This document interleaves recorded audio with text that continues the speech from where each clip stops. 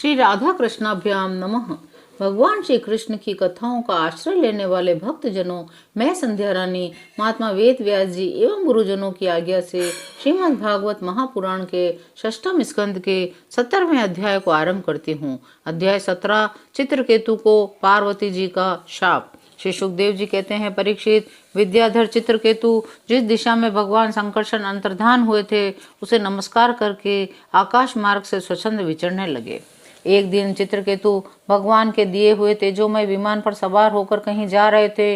इसी समय उन्होंने देखा कि भगवान शंकर बड़े बड़े मुनियों की सभा में सिद्ध चारणों के बीच बैठे हुए हैं और साथ ही भगवती पार्वती को अपनी गोद में बैठाकर एक हाथ से उन्हें आलिंगन किए हुए हैं।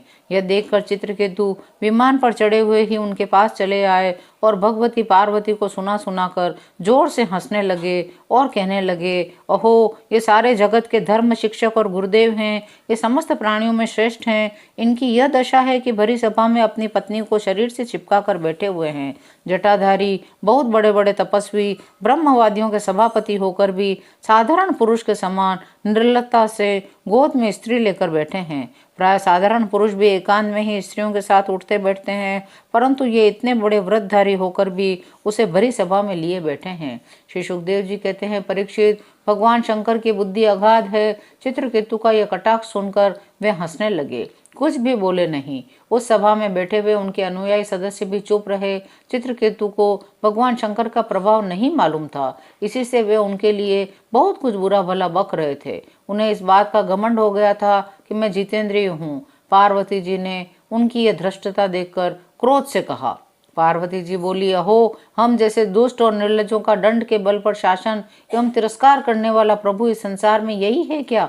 जान पड़ता है ब्रह्मा जी, भृगु, नारद आदि, उनके पुत्र सनकादि, परम ऋषि कपिल देव और मनु आदि बड़े बड़े महापुरुष धर्म का रहस्य नहीं जानते। तभी तो वे धर्म मर्यादा का उल्लंघन करने वाले भगवान शिव को इस काम से नहीं रोकते। ब्रह्मा आदि समस्त महापुरुष जिनके चरण कमलों का ध्यान करते रहते हैं, उन्हीं मंगलों को मंगल बनाने वाले साक्षात जगत गुरु भगवान का और उनके अनुयायी महात्माओं का इस अधम क्षत्रिय ने तिरस्कार किया है और शासन करने की चेष्टा की है। इसलिए यह ढीठ सर्वथा दंड का पात्र है। इसे अपने बड़प्पन का घमंड है। यह मूर्ख भगवान श्री हरि के उन चरण कमलों में रहने योग्य नहीं है जिनकी उपासना बड़े बड़े सत्पुरुष किया करते हैं।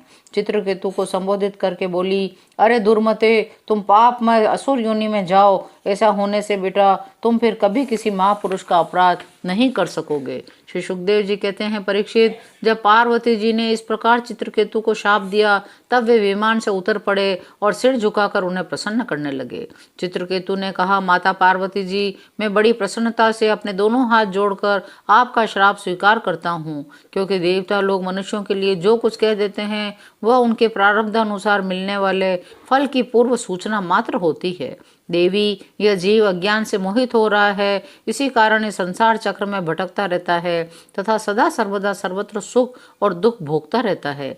माता जी, सुख और दुख को देने वाला न तो अपना आत्मा है न कोई दूसरा। जो अज्ञानी हैं वे ही अपने को अथवा दूसरे को सुख दुख का कर्ता माना करते हैं। भगवान श्री हरि सब में सम और माया आदि मल से रहित हैं। हे माता, उनका कोई प्रिय अप्रिय जाति बंधु अपना पराया नहीं है। जब उनका सुख में राग ही नहीं है तब उनमें राग जन्य क्रोध तो हो ही कैसे सकता है। पति प्राणा देवी, मैं शाप से मुक्त होने के लिए आपको प्रसन्न नहीं कर रहा हूँ। मैं तो यह चाहता हूँ आपको मेरी जो बात अनुचित प्रतीत हुई हो उसके लिए क्षमा करें। श्री सुखदेव जी कहते हैं, परीक्षित, विद्याधर चित्रकेतु भगवान शंकर और पार्वती जी को इस प्रकार प्रसन्न करके उनके सामने ही विमान पर सवार होकर वहां से चले गए।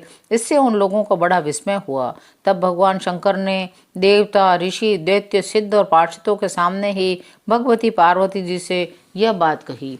भगवान शंकर ने कहा, सुंदरी, दिव्य लीला बिहारी, भगवान के निष्प्रह और उदार हृदय दासानुदासों की महिमा तुमने अपने आंखों से देख ली।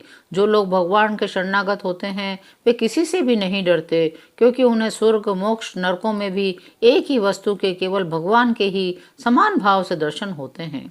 जीवों को भगवान की लीला से ही देह का संयोग होने के कारण सुख दुख, जन्म मरण, शाप, अनुग्रह आदि द्वंद्व प्राप्त होते हैं। मैं, ब्रह्मा जी, सनकादि, नारद, ब्रह्मा जी के पुत्र भृगु आदि मुनि मुनि और बड़े बड़े देवता कोई भी भगवान की लीला का रहस्य नहीं जान पाते। भगवान को न कोई प्रिय है न अप्रिय, उनका न कोई अपना है न पराया। वे सभी प्राणियों की आत्मा हैं, इसलिए सभी प्राणियों के प्रियतम हैं। प्रिय यह परम भाग्यवान चित्रकेतु उन्हीं का प्रिय अनुचर, शांत एवं समदर्शी है, और मैं भी भगवान श्री हरि का ही प्रिय हूँ। इसलिए तुम्हें भगवान के प्यारे भक्त, शांत समदर्शी महात्मा पुरुषों के संबंध में किसी प्रकार का आश्चर्य नहीं करना चाहिए। श्री सुखदेव जी कहते हैं, परीक्षित, भगवान शंकर का यह भाषण सुनकर भगवती पार्वती की चित्तवृत्ति शांत हो गई और उनका विस्मय जाता रहा। भगवान के परम प्रेमी भक्त चित्रकेतु भी भगवती पार्वती को बदले में शाप दे सकते थे, परंतु उन्होंने उन्हें शाप न देकर उनका शाप सिर चढ़ा लिया। यही साधु पुरुष का लक्षण है। यही विद्याधर चित्रकेतु दानव योनि का आश्रय लेकर त्वष्टा के दक्षिणाग्नि से पैदा हुए। वहाँ इनका नाम वत्रासुर हुआ। वहाँ भी ये भगवत स्वरूप के ज्ञान एवं भक्ति से परिपूर्ण ही रहे। तुमने मुझसे पूछा था कि वत्रासुर का दैत्य योनि में जन्म क्यों हुआ और उसे भगवान की ऐसी भक्ति कैसे प्राप्त हुई। उसका पूरा पूरा विवरण मैंने तुम्हें सुना दिया है।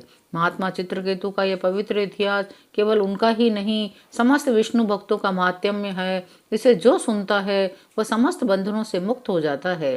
जो पुरुष प्रातःकाल उठकर मौन रहकर श्रद्धा के साथ भगवान का स्मरण करते हुए इस इतिहास का पाठ करता है, उसे परम गति की प्राप्ति होती है। 70वां अध्याय यहीं विराम लेता है। शेष अगले अंकों में। जय श्री कृष्ण।